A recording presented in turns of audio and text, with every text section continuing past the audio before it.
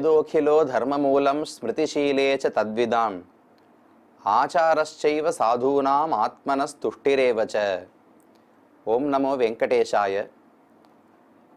தர்மம் என்பது நாம் அனைவரும் கடைப்பிடிக்கும் ஒன்று. அந்த தர்மம் என்றால் என்ன என்று தெரிந்து கொள்ள வேண்டும். எந்தெந்த நூல்கள் மூலமாகவோ யாரிடத்திலிருந்து நாம் தர்மத்தை தெரிந்து கொள்ளலாம்னு பார்த்தால் அதை இந்த ஸ்லோகம் சுருக்கமாக கூறுகிறது. வேதோகிலோ தர்மமூலம், முதலில் தர்மத்தை பற்றி நமக்கு சொல்லக்கூடியவை வேதங்கள் தான். நாம் என்ன கடைப்பிடிக்க வேண்டும், என்ன செயல்களை தவிர்க்க வேண்டும், எது நமக்கு நன்மை அளிக்கும், எது பாபத்தில் நம்மை மூட்டும் என்பதையெல்லாம் வேதம்தான் காட்டி கொடுக்கிறது. அதனால் தானே பகவானே வேதங்களை கொடுத்தார். ஹர்த்தும் தமஹா சத் அசதீச்ச விவேக்தும் ஈஷா மானம் பிரதீபமிவ காருணிகோ ததாதி என்று பராசர பட்டர் தன்னுடைய ஸ்ரீரங்கராஜஸ்தவத்திலே கூறுகிறார். இந்த சம்சாரத்தில் நாம் பிறந்திருக்கிறோம். பாப புண்ணியங்களின் காரணமாக பிறந்துள்ளோம். எது நமக்கு நல்லதுன்னு நமக்கே தெரியாது. ஒரு இருட்டான அறையில் நாம் இருக்கிறோம் என்றால் அதில் நல்ல விஷயங்களும் இருக்கலாம், நமக்கு தீமை ஏற்படுத்தும் விஷயங்களும் இருக்கலாம். அவற்றை வேறுபடுத்தி பார்ப்பதற்கு ஒரு விளக்கு வேண்டுமே. ஒரு டார்ச் வச்சுப்போம், ஒரு விளக்கை ஏற்றி கொள்ளலாம். அதை கொண்டு என்னென்ன பொருள் இருக்குன்னு பார்த்தால்தான் அது நல்லதா தீயதான்னு நமக்கு தெரியும். இருட்டிலேயே இருந்து கொண்டு நன்மை தீமையை பிரித்து பார்க்க முடியாது. அதை போன்ற ஒரு விளக்காகத்தான் பகவான் வேதத்தை கொடுக்கிறார். வேதம்ங்கிற விளக்கு எதெந்தெல்லாம் ஆத்மாவுக்கு நன்மையை அளிக்கும், அதனால் கடைப்பிடிக்க வேண்டும், எதெல்லாம் ஆத்மாவுக்கு கேடாக விளைவிக்கும், அதை எப்படி தவிர்க்க வேண்டும் என்று வேறுபடுத்தி காட்டுகிறதே. அதைத்தான் தர்மம் என்றும் அதர்மம் என்றும் கூறுகிறோம். உடலுக்கு நன்மை செய்வது தர்மம் அதர்மம் கிடையாது. ஆத்மாவுக்கு எது நன்மை செய்யுமோ அது தர்மம், எது ஆத்மாவுக்கு தீமையை செய்யுமோ அது அதர்மம். ஆத்மாவினுடைய நன்மைக்குள்ளே உடலினுடைய நன்மையும் ஒரு பங்காக இருக்கிறது. இந்த உடலை புறக்கணித்து விட்டு ஆத்மாவுடைய நன்மையை பார்க்க முடியாது. உடல் ஆரோக்கியமா இருந்தால்தான் எந்த கைங்கரியத்தையும் பண்ண முடியும். உடல் ஆரோக்கியமாக இருந்தால்தான் கர்மயோகம், ஞான யோகம், பக்தி யோகம் எதையும் அனுஷ்டானம் செய்ய முடியும். அப்ப உடல் முக்கியமானது, ஆனா ஆத்மாவை விட முக்கியமானது அல்ல. ஆத்மாவின் நன்மைக்கு பயன்படும் கருவி இந்த உடல். அந்த அளவுக்கு இதுக்கு மதிப்பு கொடுக்கணுமே தவிர உண்மையான முக்கியத்தன்மை ஆத்மாவினுடைய நன்மைக்குத்தான். அப்ப வேதத்தை கொண்டு தர்மத்தை தெரிந்து கொள்ளலாம். அதற்கு மேலே வேதத்தை உணர்ந்தவர்களான ரிஷிகள் இதிகாசங்கள், புராணங்கள், ஸ்மிருதிகள் இவற்றையெல்லாம் எழுதினார்களே, அவற்றை கொண்டும் நாம் தர்மம் என்னன்னு தெரிந்து கொள்ளலாம். அதுலதான் ஒரு பிராக்டிக்கல் அப்ளிகேஷன். தர்மத்தை எப்படி வாழ்க்கையிலே கடைபிடித்தார்கள், ஒரு சந்தேகம் ஏற்படும் போது எப்படி அதில் தெளிவு ஏற்படுத்தி கொண்டார்கள், அப்ப தர்மத்தின் நுட்பங்கள் என்ன என்பதை ஒரு கதை மூலமாக, வெறும தியரிட்டிக்கலா ஒரு பெரிய எஸ்ஸே எழுதுற மாதிரி 10 பக்கத்துக்கு தர்மம் அஹிம்சை என்பதை இப்படியெல்லாம் கடைபிடிக்கணும்னு எழுதி கொடுத்தால் நமக்கு புரியாது. அதுவே சில எடுத்துக்காட்டுகளை சொல்லி என்னென்ன சூழ்நிலைகளில் பெரியோர்கள் ஹிம்சை செய்யாமல் இருந்தார்கள், தன்னை துன்புறுத்தும் போதும் தன்னுடைய எதிரிகளை கூட துன்புறுத்தாமல் எப்படி பெரியோர்கள் வாழ்ந்தார்கள் என்பதையெல்லாம் பார்த்து தெரிஞ்சுக்கலாம் இல்லையோ. அது ஸ்மிருதிகள், இதிகாச புராணங்களினுடைய ஏற்றம் தெரிகிறது. அதற்கு மேலே ஆச்சாரஸ்சைவ சாதூனாம், எந்த புத்தகத்தை பார்த்தும் என்னால் புரிந்து கொள்ள இயலவில்லை, அப்படி சந்தேகம் இருக்கிறதுனால் யார் பெரியவர்கள் சான்றோர்களோ அவர்களுடைய நடத்தையை பார்த்தோம்னா நமக்கு தர்மம் எதுன்னு தெரிந்து கொள்ளலாமா. இதை போல பல முறைகளிலே தர்மத்தை தெரிந்து கொள்ளலாம். இது எல்லாம் நான் தெரிந்து கொண்டு விட்டேன் என்று ஒருவருக்கு எண்ணம். கௌஷிகர் என்று ஒரு ரிஷி இருந்தார். வேதங்களை கற்று உணர்ந்தவர், இதிகாச புராணங்கள் ஸ்மிருதிகளை எல்லாம் கற்றவர்.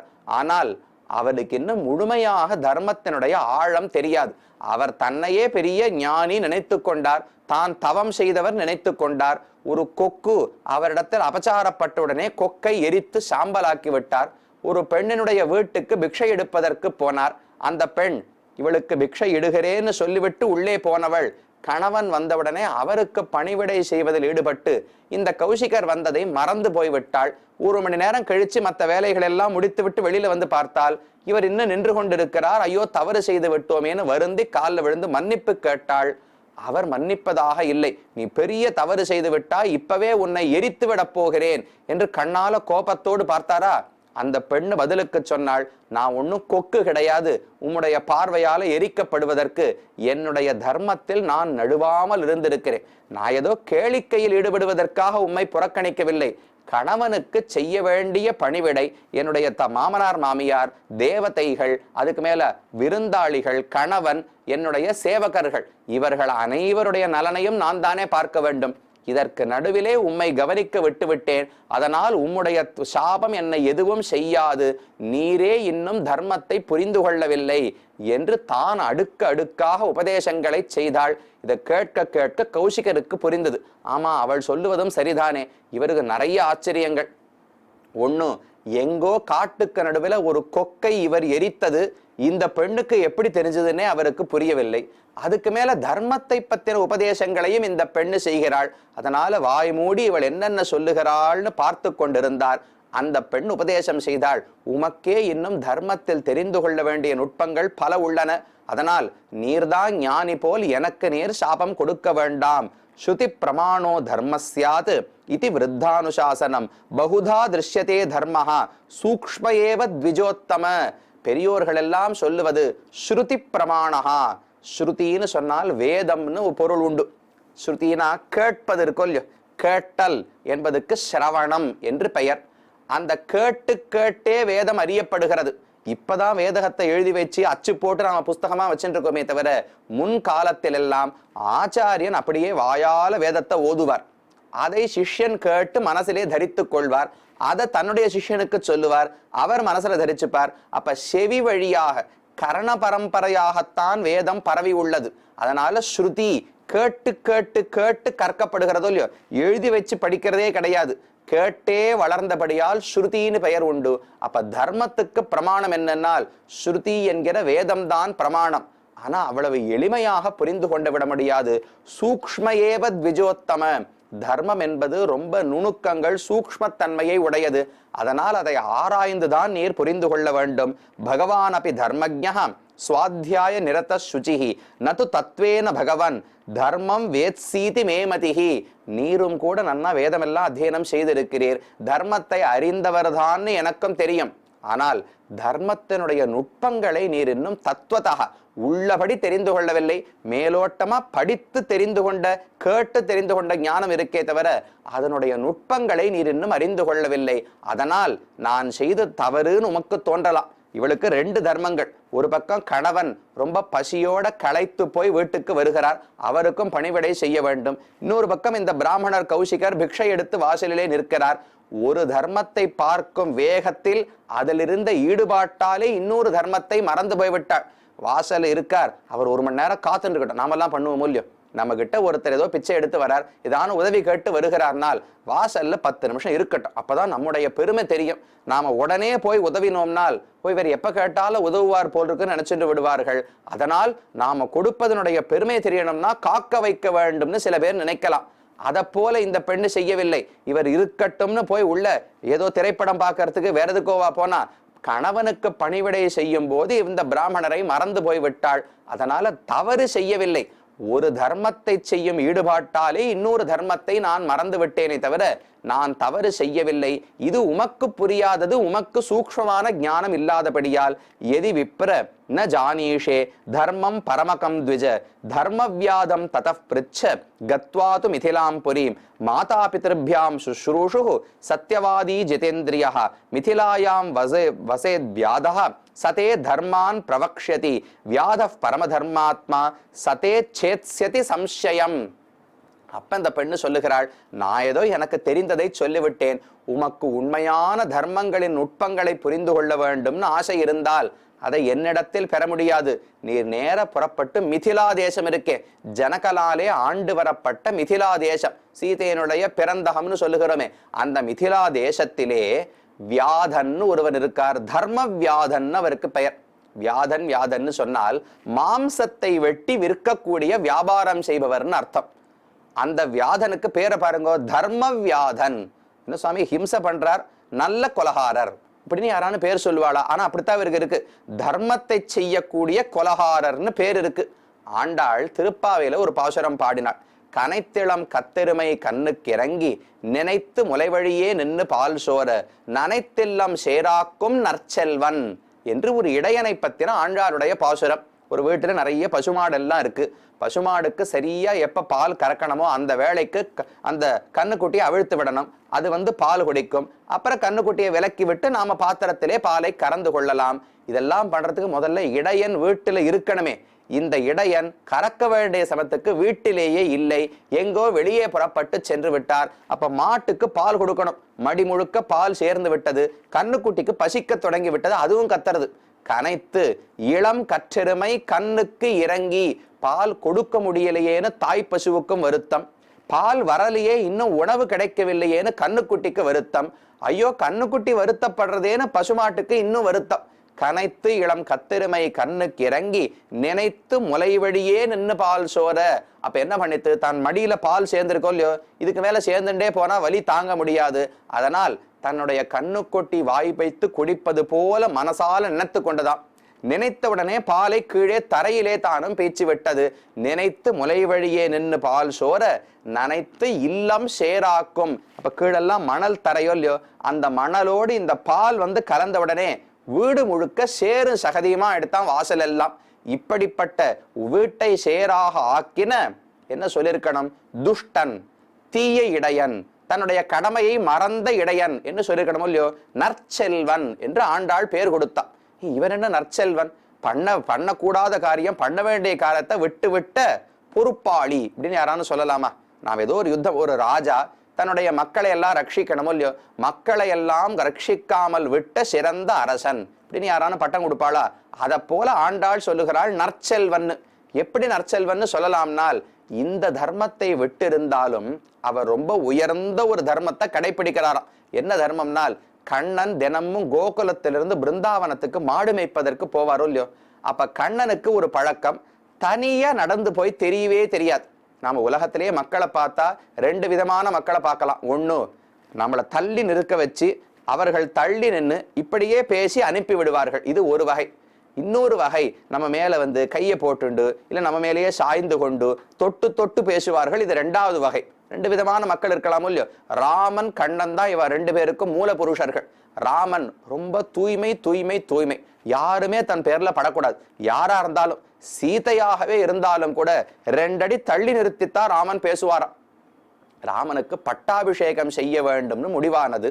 அப்ப வசிஷ்டர் ராமனிடத்துல ஒரு வார்த்தை சொன்னார், யார் மேலேயும் தேவையில்லாமல் பட்டு விடாதே, விழுப்பு பட்டு விடாதே, ஆச்சாரமாக இருக்க வேண்டும், பகவானுக்கு ஆராதனம் செய்வாய், நாளை காலை பட்டாபிஷேகம் ஆகும் வரை தூய்மையோடு இருப்பாய் என்று ராமனுக்கு சொல்லிவிட்டார். அவர் என்ன அபிப்பிராயத்துல சொன்னார்னால், ஒரு அரசன் இளவரசன் இருந்தால் அவனுக்கு அலங்காரம் செய்வதற்கு பணிவிட செய்வதற்கெல்லாம் எத்தனையோ பெண்கள் இருப்பாளோ இல்லையோ. அவர்கள் இவனுக்கு வஸ்திரம் கொடுக்கலாம், இல்ல ஒரு ஆபரணங்கள் இது கையில இருக்கிறது ஹாரம் இதெல்லாம் அணிவிக்கலாமோ இல்லையோ. அதற்கு பணிப்பெண்கள் யாராவது படுவதற்கு வந்தால் அவர்கள் மேல பட வேண்டாம், நீ தனியாக இருன்னு வசிஷ்டர் சொன்னார். அதைத்தான் இப்படி மறைத்து சொல்லி இருக்கிறார். ஆனா ராமன் எப்படி ஆச்சாரசீலனால், தான் ஒரு அறையில நடந்து போகும்போது சீத்தை எதிர்த்த பக்கம் அவருடைய புடவை தலைப்பு தன் பேர்ல பட்டிருக்குமோன்னு சந்தேகம் ஏற்பட்டால் உடனே சரையூல போய் 100 தடவை முக்கு போட்டுட்டு வருவாராம். அதை பத்தி வசிஷ்டர் சொல்லவே இல்லை. சீத்தை பேர்ல படாதேன்னு ராமனிடத்துல இன்னைக்கான வசிஷ்டர் சொல்ல போறாரா? கண்ட ஸ்திரீகள் மேலே படாதே, அரசன்கிறபடியால பணிவிடை செய்வதற்கு வருவார்கள், அதையெல்லாம் நீ புறக்கணித்து விடுன்னு வசிஷ்டர் சொன்னாரே தவிர சீதை போய் தொடாதேன்னு வசிஷ்டர் சொல்லவில்லை. ஆனா ராமனுக்கு தர்மத்தில் ஆச்சாரத்தில் இருக்கிற ஆசை எவ்வளவுனால், சீதையே பட வேண்டாம், பட்டாளோன்னு சந்தேகம் ஏற்பட்டாலே போய் குளிச்சுட்டு வருவாராம். இது ராமனுடைய ஆச்சாரம். ஆனா கண்ணன் எப்ப பார்த்தாலும் யார் மேலையான விழறது, தோல்ல கை போட்டுக்கிறது, இடுப்பை பிடிக்கிறது, இப்படியே விளையாடி கொண்டிருப்பாரோ இல்லையோ. அவர் தினமும் பிருந்தாவனத்துக்கு போகணும்னால் தனியா நடந்து போக மாட்டார். தன்னுடைய உடல் பாரத்தை தான் மட்டும் தாங்கவே மாட்டாராம். கையை எப்பவும் இப்படி யாருடைய தோல்லையான ஊன்னின்றே தான் போவாராம். மன்னார்குடி ராஜகோபால சுவாமி சேவிக்கிறோமோ இல்லையோ, அந்த பெருமானுடைய கையை எப்படி இருக்கு பாருங்க. வலது கையில இப்படி சாட்டையை பிடிச்சிட்டு இருப்பார், இடது கை இப்படித்தான் இருக்கும். யாருடைய தோளிலோ தன்னுடைய கையை ஊன்றி கொண்டுதான் பகவான் நடந்து போவாராம். யார் தோல்ல கை வச்சு பாருனால், இதோ இந்த நற்செல்வன். எந்த ஒரு இடையன் கறக்க வேண்டிய சமயத்தில் மாடுகளை கறக்காமல் விட்டானோ அவனை எப்படி நற்செல்வன்னு சொல்லலாம்னால் இந்த தர்மத்தை விட்டு விட்டார். ஆனா கண்ணன் தன்னை ஊன்றிக் கொள்வதற்கு தோள் கொடுக்கணுமே, அந்த தோள் கொடுக்கும் கைங்கரியத்தை இந்த பையன் பண்றாராம். அதனால நற்செல்வன். சாதாரண தர்மத்தை கைவிட்டிருந்தாலும் உயர்ந்த தர்மம் கண்ணனுக்கு தொண்டு செய்வதை பிடித்து விட்டாரோ இல்லையோ, அதனால நற்செல்வன்னு பேர். அப்ப கல்யாணத்துக்கு முன்னால் இடையர்களுடைய தோல்ல பகவான் கை வைத்து ஊன்றி இருப்பாராம்.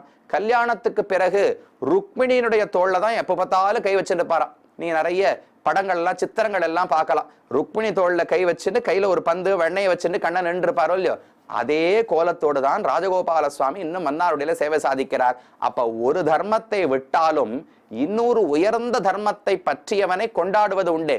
அதை போல தர்ம வியாதன். வியாதன்னு சொன்னால் மாம்சத்தை பிராணிகளை வெட்டி விற்கக்கூடியவன் அர்த்தம்.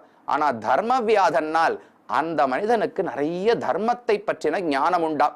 எப்பேற்பட்ட ஞானம்னால் பெரியோர்கள் கூறுகிறார்கள், எல்லா ரிஷிகளுக்கும் ஏதாவது ஒரு சந்தேகம் ஏற்பட்டால், எது தர்மம் எது சரி எது தவறுன்னு தர்ம சந்தேகம் ஏற்பட்டால் வேதம் என்ன சொல்லிமா சொல்றது, அத எதித்தே தர்ம விசிகித்சாவா கர்ம விசிகித்சாவா விருத்த விசிகித்சாவா ஸ்யாத் ஏதத்ர பிராமணா சம்மரிஷிணः யுக்தா அயுக்தாக அலூக்ஷா தர்மகாமாஸ்யுஹு யதா தே தத்ர வர்த்தேரன் ததா தத்ர வர்த்தேதாக என்று தைத்திரிய உபனிஷத்திலே ஒரு சிஷ்யனுக்கு உபதேசம் செய்கிறது வேதம்.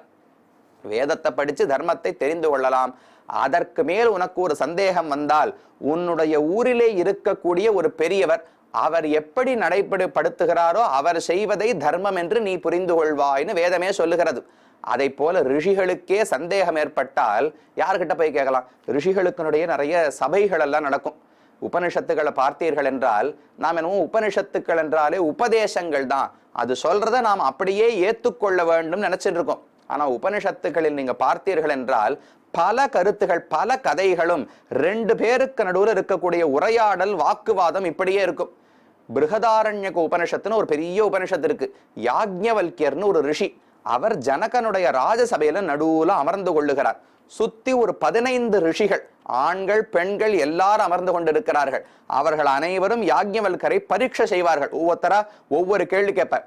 ஆத்மாவை பத்தி, உடலை பத்தி, சம்சாரத்தை பத்தி, பரமாத்மாவை பத்தி, மோட்சத்தை பத்தி இப்படி எல்லாம் கேள்வி கேட்டுக்கொண்டே வருவார்கள். ஒவ்வொன்றுக்கு யாக்ஞவல்யர் பதில் சொல்லுவார். அதுக்கு மேல அவர்கள் கேள்வி எழுப்புவார்கள், இவர் அதற்கு சமாதானம் சொல்லுவார். இப்படித்தான் இதிகாசங்கள் புராணங்கள் எல்லா இடங்களிலுமே கேள்வி பதில்கள் உள்ளன. அதை போல இந்த இடத்துல தர்மவியாதனிடத்துல கேள்வி கேட்பதற்கு ரிஷிகள் வருவார்களாம். ரிஷிகளாலேயே தொலைக்க முடியாத தர்ம சந்தேகங்கள் இருந்தால் அவர்களெல்லாம் தர்மவியாதனுடைய வீட்டு வாசல்ல காத்துருப்பாளாம். ஏன் காத்துருக்கணும்னால் இவருக்கு வியாபாரம் இருக்குமோ இல்லையோ, இவர் எப்ப தன்னுடைய கடையெல்லாம் மூடி மாம்சத்தை எல்லாம் வித்து முடித்து விட்டு ஒரு 10 நிமிஷம் ஓய்வுக்கு அமர்கிறாரோ அந்த சமயத்துல ரிஷிகள் எல்லாம் ஓடி இவரிடத்துல தர்ம சந்தேகம் கேட்பார்களாம். அப்பேற்பட்ட பெருமையை உடையவன் அந்த தர்மவியாதன் மிதிலா நகரத்திலே இருக்கிறான். நீர் அவரிடத்திலே போய் உபதேசம் கேட்க வேண்டும். தர்மவியாதம் ததః பிருச்ச கத்வாது மிதிலாம் புரீம் மாதா பித்ருப்யாம் சுஷ்ரூஷு சத்யவாதி ஜிதேந்திரியா. இந்த பெண் பதிவிரத்தை சொல்லுகிறாள், அந்த தர்மவியாதனுக்கு எப்படி தெரியுமா இவ்வளவு பெருமை வந்தது? தாய்க்கும் தகப்பனுக்கும் விடாமல் பணிவிடை செய்து கொண்டு வருகிறார். அப்ப என்ன இந்த பெண்ணினுடைய பெருமை என்ன? கௌசிகருடைய சாபத்துக்கு இலக்காக ஆகாமல் எது இவளை தடுத்தது? இவள் செய்த பதிவிரதா தர்மம், தன்னுடைய கணவனுக்கு செய்த சுஷ்ரூஷை பணிவிடை என்கிற தர்மம் கௌசிகருடைய சாபத்திலிருந்து இவளை ரட்சித்தது. இப்ப அவள் சொல்லுகிறாள், உமக்கு தர்மத்தின் உண்மை தெரிய வேண்டும்னால் சாதாரணமா யாரும் சொல்லிவிட முடியாது. தாய் தந்தையருக்கு நிறைய பணிவிடை செய்து தர்மவியாதன் இருக்காரே, அதனால்தான் அவர் தர்மத்தில் இவ்வளவு நைபுண்ணியம் இவ்வளவு வல்லமை படைத்தவராக இருக்கிறார். அவரிடத்தில் சென்று நீர் தர்மத்தை கேட்டு தெரிந்து கொள்ளும் என்று பதிவிரத்தை சொன்னாள். இவருக்கு ரொம்ப ஆனந்தம். தனக்கு தெரிந்துக்கிறதுக்கு ஒரு விஷயம் கிடைத்ததோ இல்லையோ, அவளுக்கு முதலிலே நன்றி சொன்னார். பிரீதோஸ்மி தவ பத்ரம் தே கதः க்ரோதஸ்ச சோபனே உபாலம்பஸ்த்வயா புரோக்தோ மம நிஸ்ரேயசம் பரம். பெண்ணே, எனக்கு ரொம்ப சந்தோஷம், என்னிடத்தில் இருந்த கோபமெல்லாம் விலகிவிட்டது. பதிலுக்கு நீ எனக்கு பெரிய உபகாரத்தை செய்திருக்கிறாய். மேலோட்டமா பார்த்தால் ஒரு ரிஷி என்றால் எப்படி இருக்க வேண்டும்னு இந்த பெண் உபதேசித்தாளோ இல்லையோ, அப்ப இந்த ரிஷியை வைகிறாள் அர்த்தம். உமக்கு இந்த எந்த குணங்களுமே இல்லை, கோபத்தை அடக்கவில்லை, புலன்களை அடக்கவில்லை, கர்வத்தை தொலைக்கவில்லை, இது எதுவுமே உமகிட்ட இல்லையேன்னு அவள் குற்றம் சொல்லுகிறாள். ஆனா இந்த கௌசிகர் எப்படி எடுத்துட்டார்? இது எதுவுமே தவறு கிடையாது, என்னிடத்தில் இருக்கும் குற்றங்களைத்தானே நீ சொன்னாய், அப்ப என்னை திருத்திக் கொள்வதற்கு நல்ல வாய்ப்பு எனக்கு கிடைத்தது, அதற்கு நன்றி சொல்லிக் கொள்ளுகிறேன். ஸ்வஸ்தி தேஸ்து கமிஷ்யாமி சாதயிஷ்யாமி சோபனே தன்யாத்மசி கல்யாணி யஸ்யாஸ்யாத் விருத்தம் ஈதிருஷம். கல்யாணி என்று அழைக்கிறாள். அவள் பெயர் அல்ல, மங்களமானவள் அர்த்தம். கல்யாணம், கல்யாணம்னா மங்களம்னு அர்த்தம். கல்யாணி அப்படின்னால் மங்களமானவள். எவள் ஒருத்தி இப்படி தர்மத்தை நன்கு புரிந்து கொண்டு நல்ல ஆச்சாரத்தோடு இருக்கிறாளோ, அவருடைய ஆச்சாரம் என்னன்னு கீழே பார்த்திருக்கோம். முக்கியமா 5 விஷயங்களை இந்த பெண்ணுக்கு கடமைகளாக சொன்னார். ஒண்ணு, தேவதைக்கு செய்யும் பூஜையை சரிவரச் செய்வது. 2வது, விருந்தோம்பல் செய்வது. 3வது, சேவகர்கள் வீட்டில் இருக்கக்கூடிய வேலைக்காரர்களுடைய நன்மை, அவர்களுடைய உணவு உடை எல்லாவற்றையும் சரிவர பார்ப்பது. 4வது, கணவனுக்கு பணிவிடை செய்வது. 5வது, மாமனார் மாமியார் மற்ற உறவினர்கள் இவர்களை நன்கு பார்த்து கொள்வது. இது அனைத்தையும் செய்து கொண்டிருக்கிறாளோ இந்த பெண், அதுதான் பதிவிரதா தர்மம்னு சொல்லப்படுகிறது. அந்த தர்மத்தை செய்து கொண்டிருக்கும் நீ கல்யாணி, நீயே மங்களமானவள். இப்படிப்பட்ட ஒரு பெண் வந்து நம்மை பார்த்தாலோ அனுகிரகித்தாலோ அதுவே நமக்கு எல்லா நன்மைகளையும் கிடைக்கும். நாம சொல்ற போல ஒரு சுமங்கலின் இடத்துல ஆசீர்வாதம் வாங்கிக்கிறதுன்னு சொல்ற போல எதற்கு? அவள் இதை போல ஒரு வீட்டை நன்னா நடத்தி இருப்பாளோ இல்லையோ, அவளுடைய அனுகிரகம். அவள் பெரிய தவத்திலே இருக்கிறாள். ஏன்னா சாதாரணமா ஒரு குடும்பத்தை நடத்தி விட முடியாது. மாமனார் மாமியார் வேலைக்காரர்கள் கணவர் விருந்தாளிகள் தெய்வங்கள் எல்லாரையும் சரி கட்டி ஒருத்தர் பார்த்து கொள்ளணும்னால் எவ்வளவு பொறுமை இருக்கணும், எவ்வளவு சக்தி இருக்க வேண்டும், எவ்வளவு மதிப்பு அவர்களிடத்தில் இருக்க வேண்டும். அப்ப இத்தனை குணங்களை பெற்ற ஒரு பெண் எவ்வளவு உயர்ந்தவர். அந்த பெண்ணினிடத்திலே ஆசீர்வாதம் வாங்கினால் அனைவரும் நற்கதி அடையலாம். அப்ப கல்யாணின்னு அழைத்தாள். தயா விசிருஷ்டோ நிர்கத்திய ஸ்வமேவ பவனம் யயோ விவிதன்ச ஸ்வமாத்மானம் கௌஷிகோ த்விஜசத்தமஹ கிருதாத்மா தர்மவித் தஸ்யாம் வியாதோ நிவசதே கில. இவர் தன்னுடைய வீட்டுக்கு மறுபடியும் காட்டுக்கு குடிசைக்கு போனார். போய் அமர்ந்து யோசித்து பார்த்தார். என்னமோ இந்த பெண்ணிடத்துல பெருமை இருக்கு, இவளுக்கு பதிவிரதை தர்மத்தால் தான் இந்த கௌஷிகர் காட்டுக்கு நடுவில் கொக்கை அழித்தது அந்த பெண்ணுக்கு எப்படி தெரியும்? அவள் செய்த தர்மத்தின் விளைவாலே இந்த கௌஷிகருடைய முன்னடந்த கதையெல்லாம் அவளுக்கு தெரிந்திருக்கிறது. அப்ப அவள் சொன்னது உண்மையாகத்தான் இருக்கும். நாம் தர்மத்தை தெரிந்து கொள்ள வேண்டுமென்றால் மிதிலா தேசத்துக்கு சென்று தர்மவியாதனை சந்திப்போம் என்று முடிவெடுத்தார். நேர தான் இருக்கும் இடத்திலிருந்து மிதிலைக்கு போனார். போய் தர்மவியாதன் இவருக்கு என்ன உபதேசம் செய்தார், அவர் தர்மத்தை எப்படி புரிந்து கொண்டார். முதல்ல இந்த பேர்ல இருக்கிற முரண்பாட கலையணுமே. தர்மம் வியாதன், வியாதன்னு சொன்னா மாம்சத்தை வெட்டி விற்கிறார்னா ஹிம்சை செய்கிறார். அஹிம்சை என்பது ரொம்ப அடிப்படையான தர்மமோ இல்லையோ. அப்போ ஒருத்தர் ஹிம்சை பண்ணிட்டே இருப்பார், ஆனா ரிஷிகள் எல்லாம் வந்து அவர்களிடத்தில் தான் தர்மத்தின் சந்தேகங்களை கேட்பார்கள்னால் எப்படி இது ரெண்டு ஒத்து போகும்? நல்ல ஞானம் இருக்குன்னு அர்த்தம். ரிஷிகளுடைய சந்தேகத்தை ஒருத்தர் போக்கணும்னா தர்மத்தை அறிந்திருக்கிறார்னு அர்த்தம். ஆனா நடத்தை நேர் முரண்பட்டதா இருக்கு, மாம்சத்தை வெட்டி வித்து கொண்டிருக்கிறார். இது ரெண்டும் எப்படி சேரும்னு இவருக்கு ரொம்ப அவா. தான் தர்மத்தை தெரிந்து கொள்ளுகிறோமோ இல்லையோ, தர்மவியாதன் எப்படி இருக்கிறான்னு பார்க்கணும்னு இந்த கௌஷிகருக்கு ஆசை. அதனால புறப்பட்டு காடுகள் மலைகளை எல்லாம் கடந்து மிதிலையை சென்று அடைந்தார். என்ன சந்தித்து என்ன உபதேசங்களை பெற்றார் என்பதை மேல் பகுதிகளிலே நாம் பார்க்கலாம்.